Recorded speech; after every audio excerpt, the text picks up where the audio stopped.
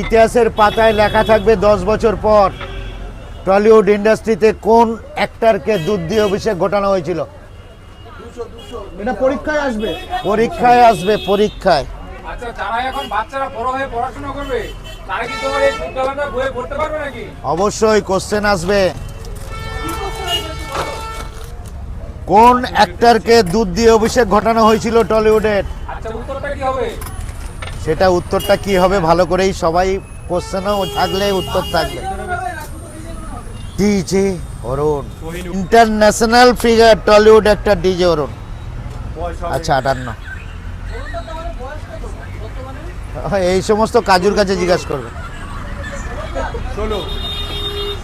না, মায়াপুরবাসীকে বলে যাও যে দুধ দিয়ে ঐতিহাসিক মুহূর্ত ঘটে গেল। টলিউড ইন্ডাস্ট্রির দুধ দিয়ে অভিষেক ঘটলো ডিজে অরুণের। কারণ এই সুধীর ভাই রিলিজ হলো 3 তারিখ, আর 3 তারিখ 50 লিটার দুধ আমার মাথায় ঢাললো। টলিউড ইন্ডাস্ট্রির এই ইতিহাস গড়লো ডিজে অরুণ। আর সিঙ্গার রূপেও আসছে ডিজে অরুণ।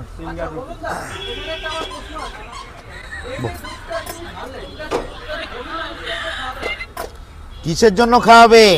দুধ দিয়ে স্নান করেছে, সেটাই হচ্ছে আসল। এটা টলিউড ইন্ডাস্ট্রির কোনো ব্যক্তির নাই, সেটা ইতিহাস।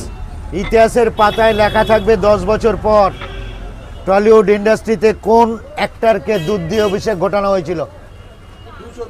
এটা পরীক্ষায় আসবে। পরীক্ষায় আসবে, পরীক্ষায়।